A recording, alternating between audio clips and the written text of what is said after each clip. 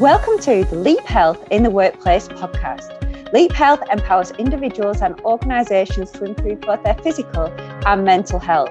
In this podcast, we explore innovative, bespoke, proven health solutions that will improve your personal and professional productivity and happiness.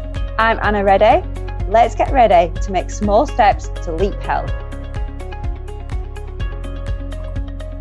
Hello and welcome to the podcast today. I am super excited to be welcoming Amie Kendall, who is Head of Digital and Partnership at Kinetic Wellbeing. And our topic today is all around blood pressure. Amie works really closely with Blood Pressure UK, so it's going to give us a real insight into a lot of awareness around blood pressure, the types of signs and symptoms, and the things that you can really do to help yourself. So I'm really interested in this topic. When I first started my career about 21 years ago, I started in the pharmaceutical industry selling a product for blood pressure. And back then, the links between blood pressure and lots of other complications weren't really established. And I remember going in to see a doctor who straight away told me, do you know what, I think blood pressure is linked to Alzheimer's. Back then, there were really not a lot of links together.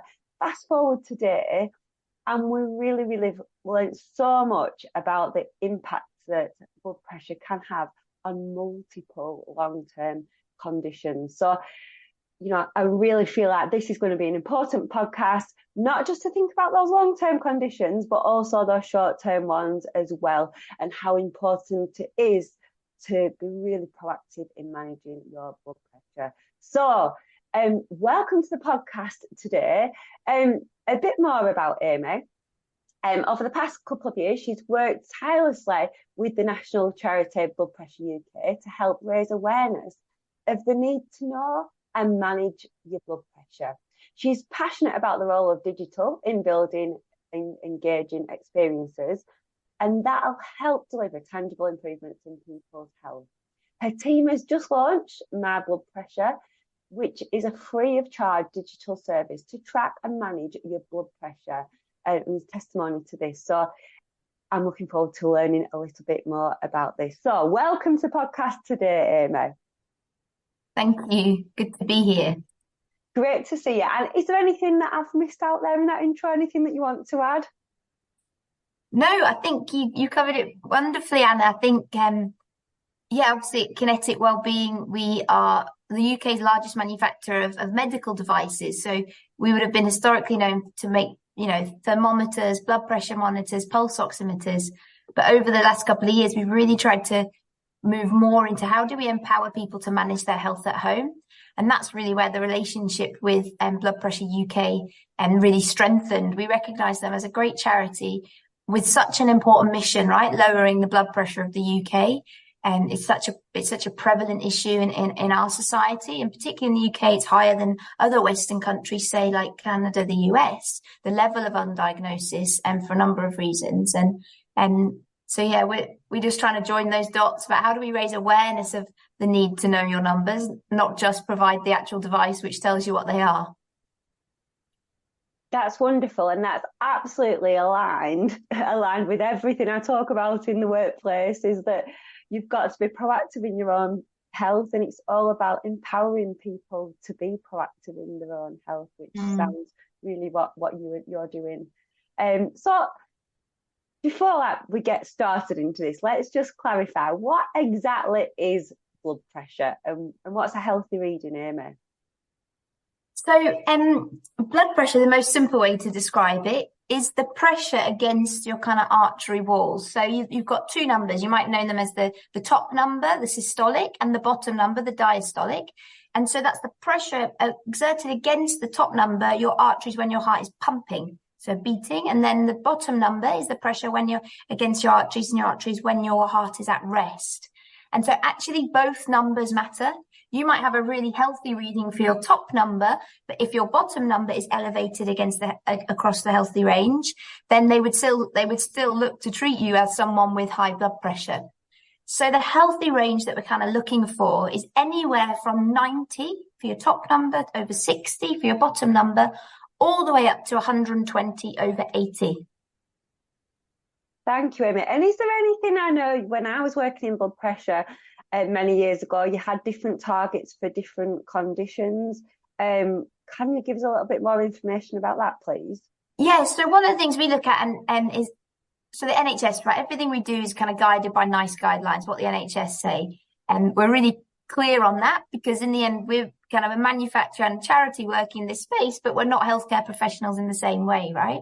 And so we work to their guidelines. There's two kind of cut-offs for blood pressure in the UK. There's the clinical setting, where say stage 1, which is, that where they kind of diagnose you as stage 1 hypertension, the kind of the first section would be like 140/90 in a clinical setting. Because there's this thing, white coat hypertension, right? You see a doctor and all of a sudden you feel your blood pressure going up. But then that drops to 135/85 in a home setting. And they're really encouraging that kind of measurement of your blood pressure at home, where you can really sit down quietly beforehand, rest, have your feet on the ground, all the advice they give to get that accurate reading. There's other, as well, what we say within my blood pressure, which I'm sure we'll talk about more later, is to always take guidance of a healthcare professional, be that your GP, nurse, pharmacist, whoever you're speaking with, because to your point, different factors do impact it. So if you have, health issues related to your kidneys, you're diabetic, the targets might vary slightly. Yeah, and that's a great point, isn't it? That to contact your healthcare professional to get that specific understanding of what is a good target for you. And that's what we really work to do. We look to raise awareness so that people that maybe have never known their numbers, they don't know their blood pressure. We're trying to find those people, right? Like, know your numbers. You should know this, just like we know our height and weight, right? That's our ambition. People would know their blood pressure just like they know their BMI or other things like that. But then also there's lots, like hundreds of thousands of people out there that maybe are on meds, but they're still not tracking their blood pressure. So they're not maybe aware of how effective their medication is. And maybe people who had healthy blood pressure, but there's people in their family that have had hypertension, and so there's maybe more of a tendency for that will develop with age. Just to keep an eye on it, to your point, to proactively manage their own health.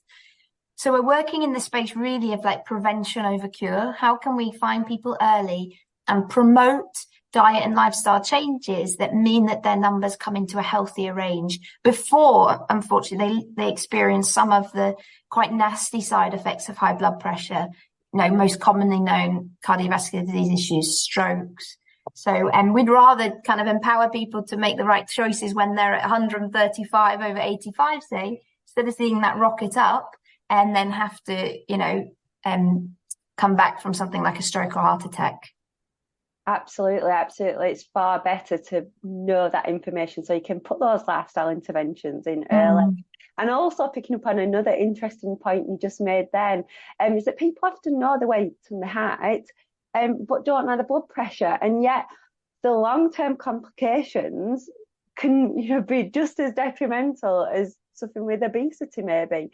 But because it's not as visual and we don't actually see maybe that weight piling on when we look in the mirror, it's not to say that we should neglect what's going on in our body, because there can be huge consequences for not doing that. So just, excuse me, just because something maybe asymptomatic doesn't mean that we can be ignorant to the fact that it's not there. Exactly. And as you know, well, maybe you don't know, it's called the silent killer for a reason. If you're gaining weight, if you're asthmatic, right? You feel it in your body. With blood pressure, with high blood pressure, it's asymptomatic. So you might be walking around literally like a ticking bomb and you just don't know. And historically, I think in this country, people are finding out when it's too late, right? Like when they've suffered one of those kind of health issues as a result of having sustained high blood pressure over a long period of time. Yeah, really, really good point. So I know you've probably, spoken slightly about some of this, but maybe you could add some more in terms of what are some of the alarming stats around blood pressure diagnosis, treatment and consequences? Some of the what, sorry? Some of the alarming stats around diagnosis, treatment and consequences. Yeah, so I think the most alarming stat that we're kind of trying to do our best to lower is just the level of undiagnosis in the UK. There's over 5.5 million people now who have got undiagnosed hypertension in the UK. And so really just trying to raise awareness. So, think of that as, and also, the stat 1 in 3 adults are probably suffering with it. So you've got an incredibly high prevalence, but also high level of undiagnosis right now in the UK. Yeah, and it's a huge number, but it's also could be a huge cost to the NHS and burden to the NHS if left untreated. Yeah, I think it's something like 8 million a year NHS costs for the kind of untreated nature of it. It's probably even higher than that number. I'm probably mistaken. Absolutely. So anyone who's actually been sent out a letter to go for, maybe they're over 45 check, you go and get it done, because just investing that time can save a lot of time. It literally can save your life, and and it definitely can, if you manage your blood pressure effectively, it can definitely lead to a longer and healthier life. The facts speak for themselves, and yeah, go to your GP, but also we all know our GPs are under, probably more pressure than we'd like. And so I think the thing about blood pressure is it's easily done in the home. The monitors, in particular the monitors, the way we design them, the way we produce them, they are so anybody can use them. Most of our monitors have single button operation. You literally press start, you apply the cuff, you make sure you're sat in the right position, which is, back against something straight, feet on the ground, rest for 5 minutes if you can beforehand, and sit quietly throughout taking the reading. You are going to get an accurate indication of your blood pressure. And you might want to take that a step further and follow some of the kind of advice of the NHS where you can take 3 readings and calculate an average of that. But really, our monitors start from 1999, $24.99. We have a whole range of them from 1999 all the way up to your smart Bluetooth connected one, if you kind of fancy and want it all to appear on your phone. And so, we spend £20 on a bottle of wine and a pizza for a Friday night. We spend £20 without thinking, right, going for a coffee nowadays. And so really just having one, and you don't have to have one in every home, but if you have one, let your sister measure her blood pressure when she's over. I've got a bit of a reputation now that wherever I go, I'm checking my family or friends' blood pressure just to make sure, just that quick little sense check on how they are.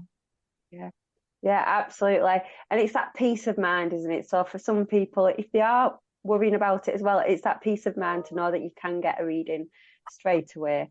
And then being able to act upon that information. So what are some of the factors causing high blood pressure then? What might lead to high blood pressure? I think some of the biggest ones, and particularly when I listen to people who know a lot more than me on this topic, some of the doctors and the professors in this space, one of the biggest levers they talk about is salt. So we have a lot of processed food in our diet now, right? Where we maybe didn't used to. Or we're eating fast food and more unhealthy food. So I think salt is one of the biggest levers. And that's one of the reasons we work with low salt for my blood pressure. They're one of our partners because they provide a sodium reduced equivalent of salt and the recipes that you can use with kind of lower salt. So definitely reducing the amount of sodium in your diet. Again, high fatty foods, cholesterol. There's a relationship between high cholesterol and high blood pressure. So reducing them. I think just the move on, eating more fruit and veg, more whole grains, the stuff that we know, but we maybe don't realize actually does impact our heart health quite significantly.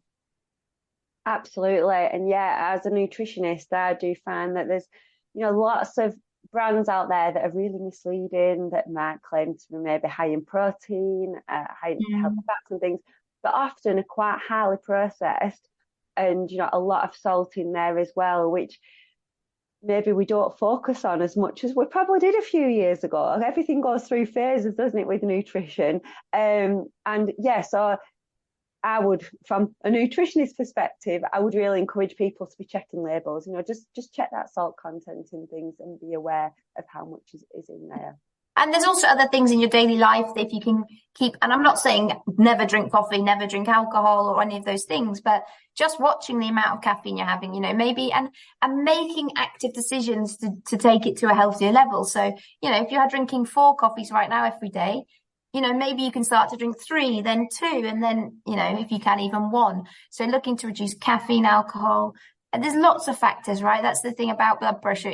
Lots of different factors can impact it, and there's not one answer for everybody. It's partly why it's so important to actually track your blood pressure over time, because we can't just say, oh, cut out salt and then it'll definitely increase, because exercise might be a really big lever for one person, but reducing caffeine is a bigger lever for somebody else, because our bodies are so unique, right?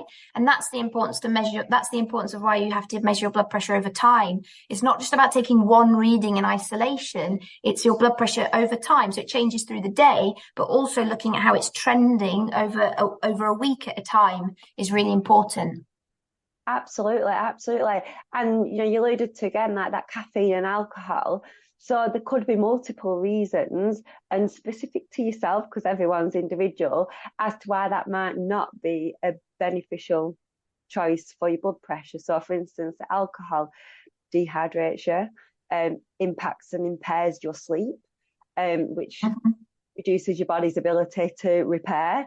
It is it does impact on your mental health, so then that can impact on your blood pressure as well.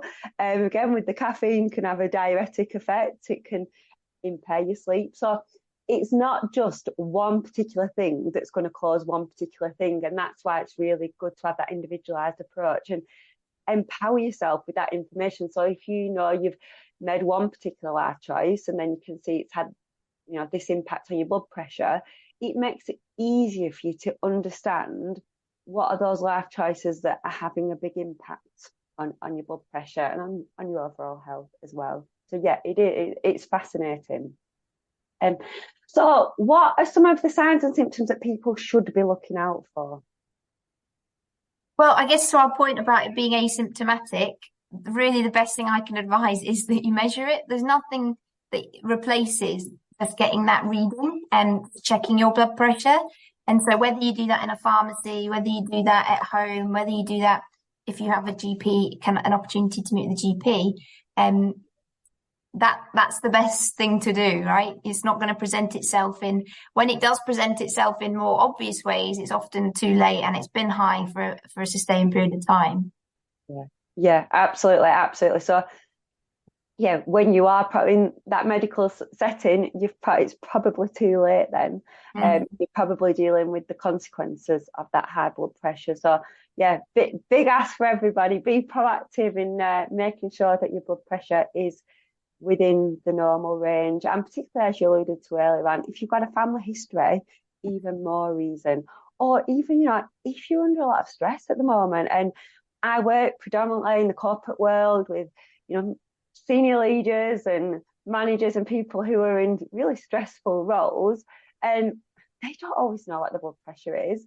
And actually, they might think that they're at the top of the game now because they're juggling all sorts and high-flying careers.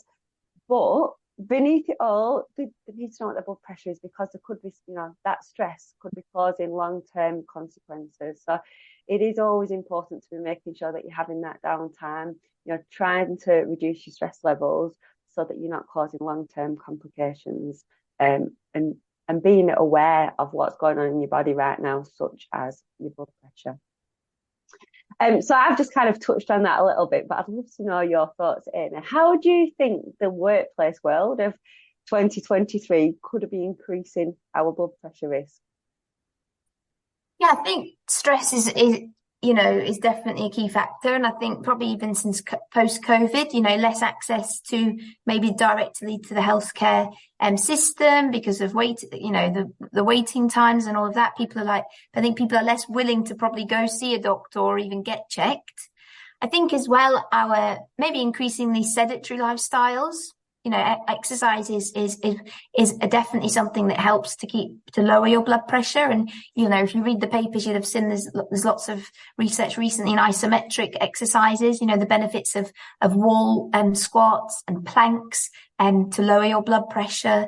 And within My Blood Pressure, so mybloodpressure.co.uk, you can see there's lots of free exercises that we've done with a personal trainer from Nuffield on just easy exercises you can do in your home to help lower your blood pressure. Because I think, the workplace in 2023, we're all time poor, right? We've got families, we've got busy jobs, and often looking after our health becomes the kind of falls down the priority list.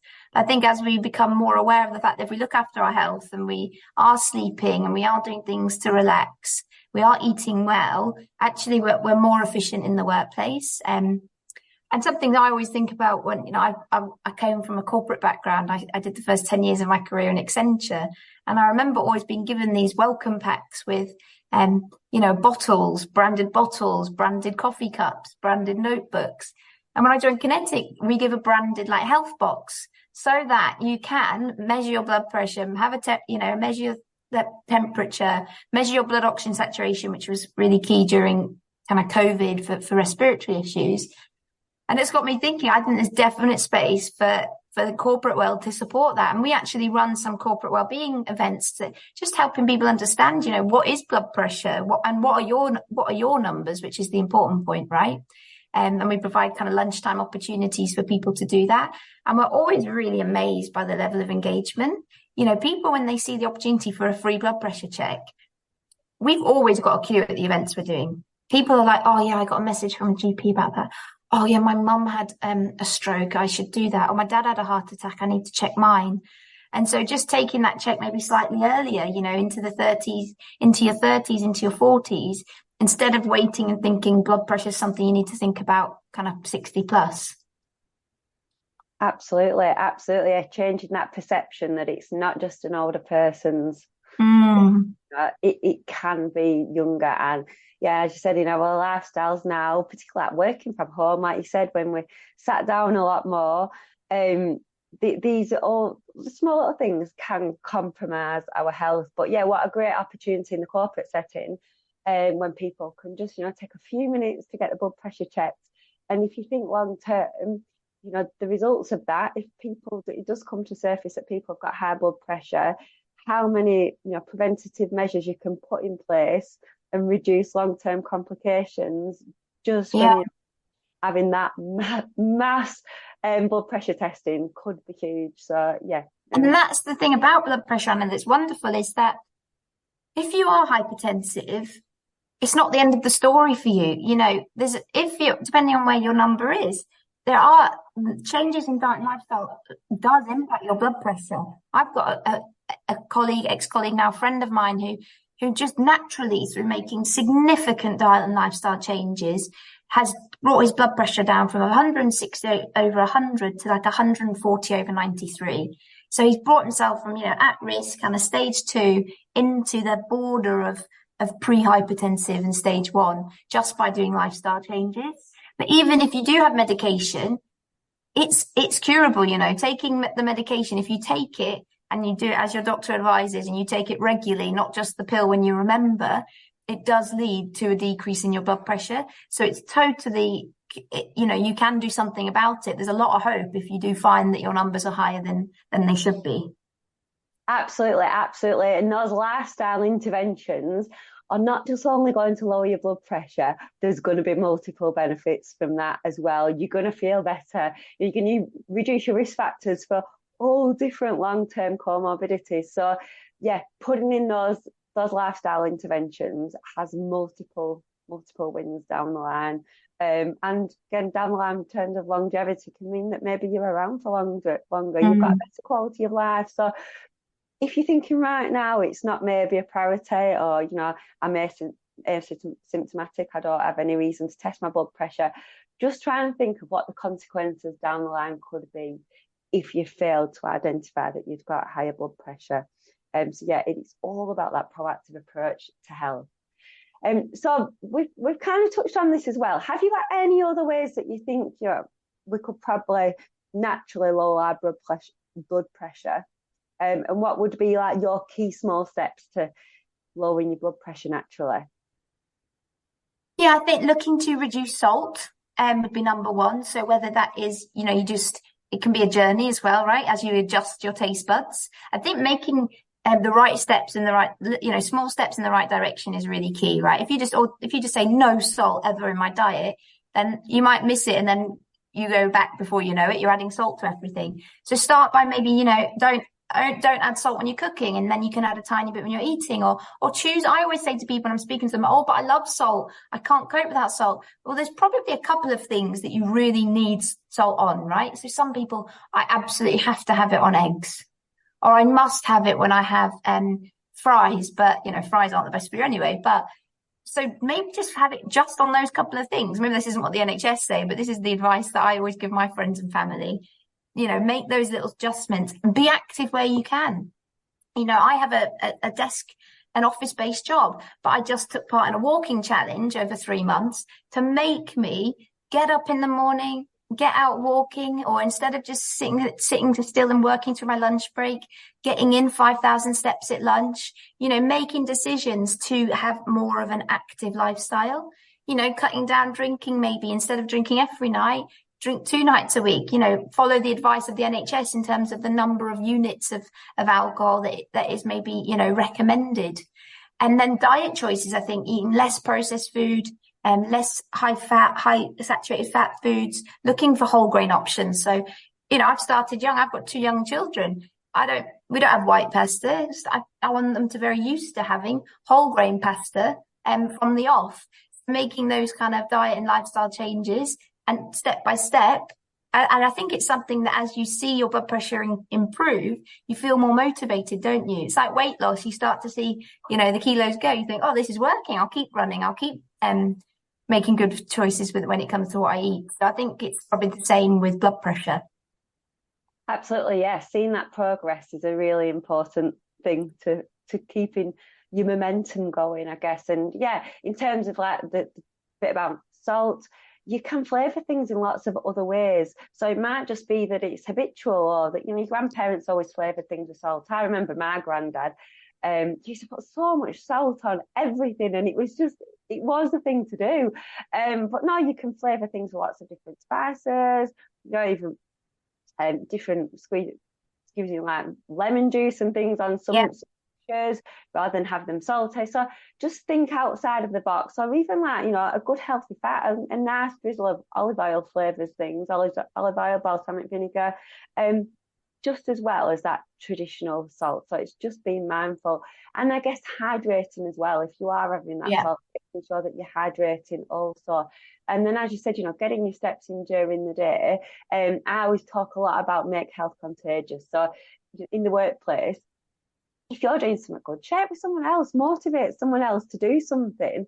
And I know we're recording over Zoom right now, Amie, but if we weren't recording over Zoom, or I guess we still could do that, in a walk and talk situation, sometimes we just automatically put these video calls in because it's habitual now. Since it's just automatically we're booking back-to-back video calls. But just looking at diary and see, does this really need to be a video call today, or could I possibly change it? So just try to change the norm a little bit and think outside of the box. But no, you gave us some great suggestions there, Amie. Thank you. One other question that I'd like to ask is, what other things can blood pressure impact on? So I mentioned maybe, Alzheimer's, any other like areas that you want to touch on? I know naturally as we go through menopause, our blood pressure can increase, so we can be more susceptible to high blood pressure during that perimenopause and menopause period. Obviously, we always associate it with cardiovascular disease, but what other complications are there around having high blood pressure?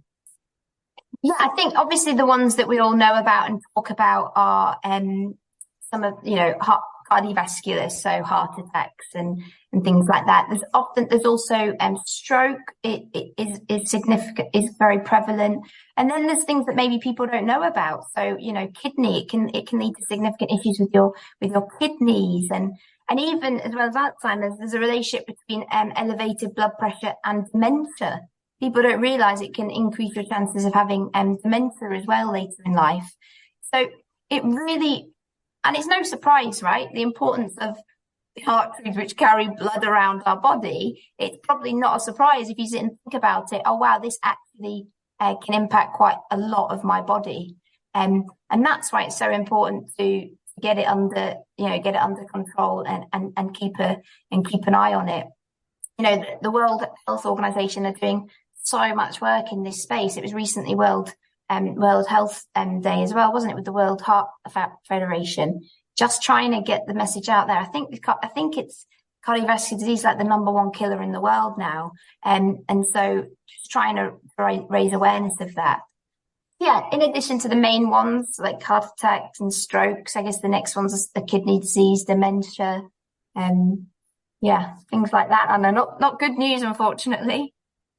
Absolutely, absolutely. And it is interesting, isn't it? Because the more and more we learn and the more studies that are carried out, we just realise more and more that everything is interlinked and that you can't treat anything in isolation. I remember, back to the pharma days when I worked in pharma, that was a big push we always had, in trying to link departments together rather than just treating one thing in isolation. And this is, as an individual, how you can really steer your health journey by being open to the ideas that you might have one symptom, but it could be related to multiple things. And that's how you've really got to empower yourself with that information to find the right solution for you. Yeah, absolutely. Kinetic Wellbeing, we produce blood glucose monitoring systems, right, as well for diabetics, and then blood pressure monitors for hypertensives. The reality is, a diabetic, there's a relationship between diabetes and blood pressure, right?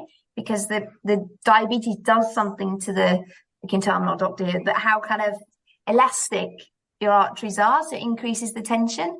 And so we have at these events that we run around all across the UK, offering free blood pressure checks. So many people said to me, oh yeah, I measure my blood pressure because I'm diabetic.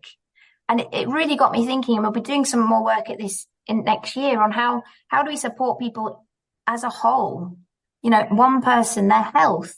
And they might be diabetic, but then they also need to be empowered to understand, well, what does that mean for my blood pressure? And I agree 100%, the kind of the relationship between them. Absolutely.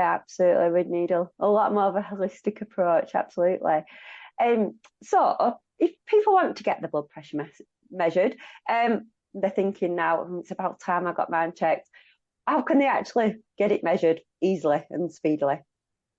Yeah, so if a number of pharmacies offer free or you can pay for them blood pressure checks, and also kind of nurses and doctors if you're seeing your GP for a reason.